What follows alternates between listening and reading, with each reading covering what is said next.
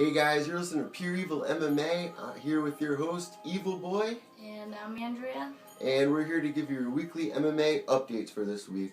Well, a lot of the discussion going around right now after Miesha Tate won the belt over Holly Holm in the bantamweight division.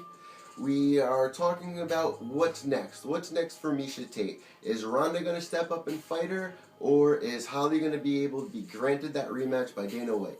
What's your thought on this? I know that you're not that big of a fan of Ronda, and I understand that Miesha, won the belt now, and everyone was looking for Holly to, defend that title and be everything that they wanted her to be.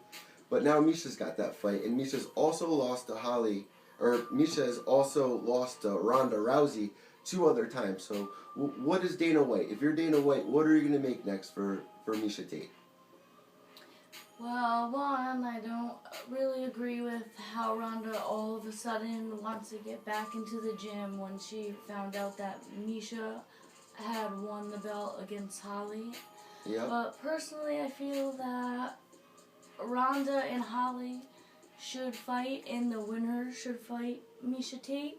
But I know that that's not really the way that things work, so that fight probably isn't going to happen first, but I think in all fairness that they should fight and the winner should fight Miesha Tate for the belt. Well, here's the problem with that, is that, Holly hasn't really defended the title, and you got Ronda there who's defended the title multiple times. So you're saying that you would like to see Holly versus Ronda, and I know a lot of the fans do want to see that fight, but the problem with that is Ronda is defended her belt multiple times. She's lost to Holly. But she's fought Miesha Tate.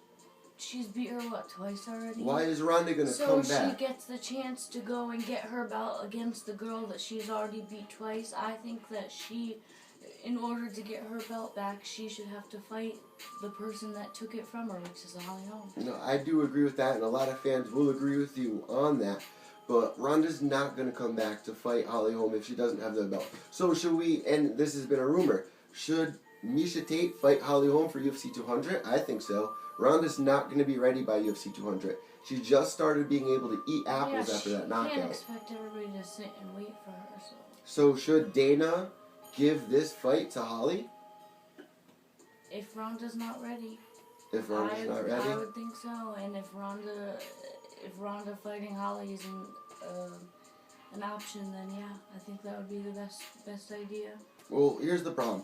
UFC 100 sold 1.6 million pay-per-views, and we also found out this week that Conor McGregor is going to be fighting Nate Diaz in the second fight now at UFC 200. And like I was just saying, UFC 100 sold 1.6 million pay-per-view buys, and the fight between Conor McGregor and Nate Diaz back at UFC 196 was so close, and they sold 1.5 million pay-per-view sales, and UFC 200 is expected to be, a blowout. They already have, here's who they have announced for UFC 200. You got Conor McGregor versus Diaz. They announced Aldo versus McGregor, but that is not the co-main event. Dana just came out and said that the co-main event is yet to be said, and that when they do announce it, it's going to blow everybody's mind. So definitely good looks on that. After that, they also announced Cain Velasquez versus Travis Brown, Johnny Hendricks versus Gastelum, Gegard Mousasi versus Brunson, Diego Sanchez versus Joe Lauzon, and we got Sage also on that card against a not very well-known fighter in Enrique Marin. But here we go. It's Conor McGregor versus Nate Diaz 2. Is this a good idea for Conor? A good idea, possibly. I definitely think he has the potential to beat Nate. He did great in their last fight. In that very first round, they did awesome. He showed that he can stand up with him. He was connecting, but he gassed out. That's the problem. And the fight was at 170 pounds. We know that Conor McGregor is a 145-pound champion. And he's just been obsessed with this fight after he lost. Yeah, that's what I'm saying. In a good fight, maybe he does have the potential to win, but a fair fight, I don't think it's fair to a lot of other people. Like Aldo. Like Aldo definitely deserves a rematch. If not Edgar, I think Aldo should be the one getting this fight against Conor, though. I don't think that Aldo and Edgar should be fighting. I don't think that's a necessary fight. I think that's just prolonging everything. They offered Aldo a fight against Conor at a different weight class. Yeah, so even if he beat Conor, he wouldn't have won his belt back. See, yeah, and that's pointless. It seems like they're protecting Conor. If they are to fight, it should be at the 145 weight, even though that's hard for Conor. That was his decision to go up. It was Conor's decision to move up in weight. It was Conor's decision to keep that belt. Just because he wants a belt, he can't hold on to a belt and not defend it and make everybody else in that weight class wait. That's not fair. Conor right now has the entire... I love Conor and I respect him and I love what he's doing for the sport and that he's trying to do new things, but I don't think it's fair to other fighters that he wants to fight Nate again. Well, here, let's remind everybody about what happened. Originally, Conor McGregor came up, he beat Chad Mendes, and then he fought Jose Aldo and knocked him out in 13 seconds. So after that, there was discussion of Conor McGregor moving up in his weight class to 155 pounds to fight that weight class champion who was RDA. Now, Edgar had already wanted the fight at this point. He had already been promised it somewhat. So he had wanted the fight already at this point. After Edgar knocked out Chad Mendes. But RDA dropped out of that fight at UFC 196. RDA was supposed to fight Conor McGregor. He broke his foot in his last training practice in the last minute and broke his foot, and then everything went downhill. Now, luckily, Dana White made a couple phone calls. He offered Jose Aldo the rematch, but it wasn't at 145. Conor was already, up in the weight class. They had 11 days to do this fight. So luckily, Nate Diaz took the fight. So what happened at UFC 196? First round, Conor McGregor gets in there. Everyone's expecting a knockout. He goes in there, throws haymaker after haymaker, connects. We got Diaz just bleeding profusely out of his face. Everyone races to their feet. The end of that round happens. Round 2, Conor gets in there. He's throwing the same punches, but he's gassed out.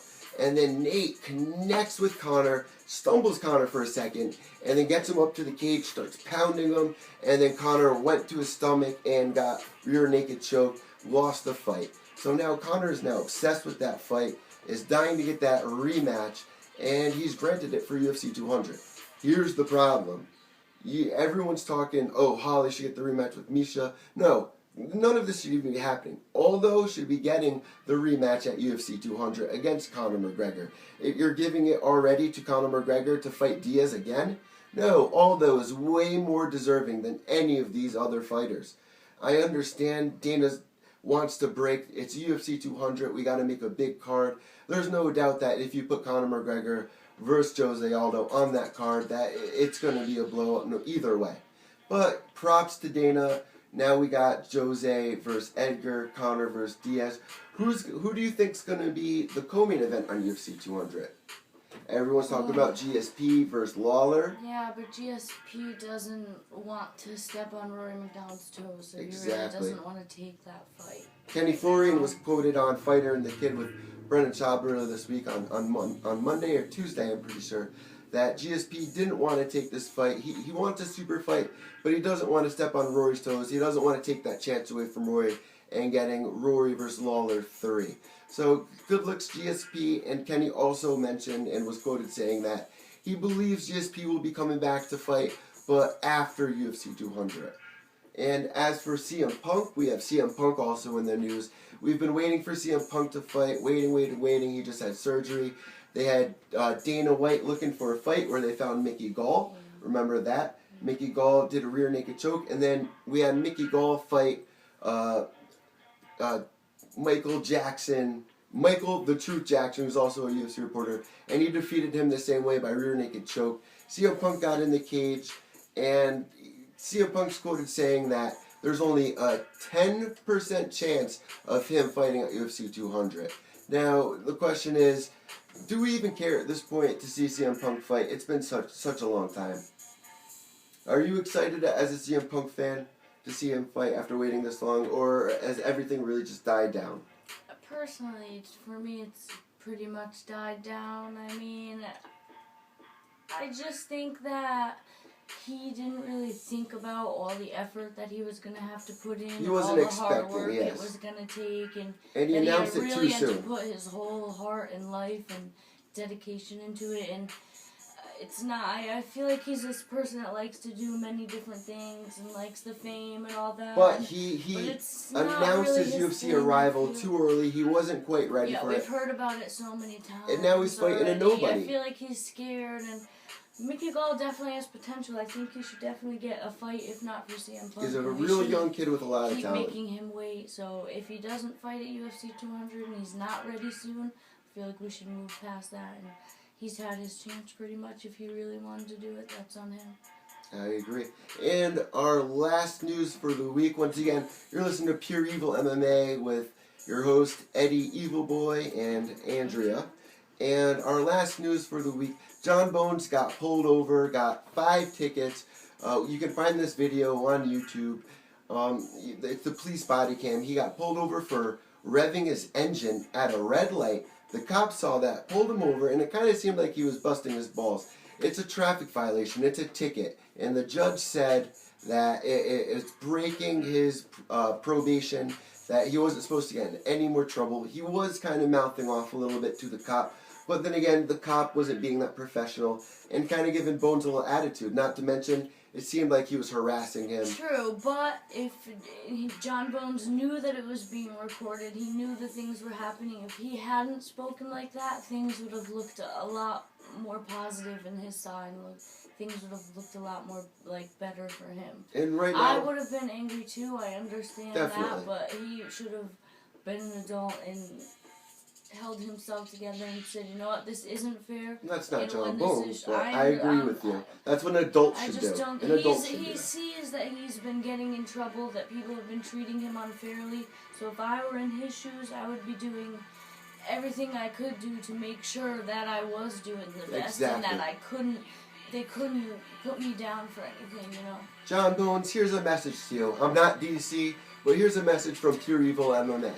Man, I understand that you're down in Albuquerque, New Mexico, but you should not be driving. And I know everyone's tired of hearing that, but I know that you just revved your engine. We all do it. You have a really nice car. You're young. You're the same age I am. You revved your engine. The cops are... But you got to expect these cops to be watching you, man. Everyone has their eye on you, dude. We want to see this fight against you versus DC. Personally, DC makes a point, you know, he's not doing what he should be doing. But then again, is it fair to say that if he just revved his engine? I'm not one to say that John Bones isn't doing the right thing. But in court, he was told by the judge that he has to do 60 more hours of community service. He has to take an anger management class. And he also has to take driver improvement courses. So Ariel said on Twitter that according to sources close to John Bones Jones, that they are confident that this will be resolved soon and it will not affect his match against Daniel Cormier at UFC 197, which is on this girl's birthday, April 23rd, coming up very soon. Well, you're listening to Pure Evil MMA. If you guys have any questions, you can find me, Eddy Evil Boy, on Twitter at Evil, EVIL, _Echo, ECCO. And here is Andrea Jablonski. You can find me on Twitter at Never Fade Away. That's NEVERFAD3AWAY. And for the Evil Boy fans and Pure Evil fan club, this is Eddy and Andrea signing out. Goodbye, guys. Have a great day.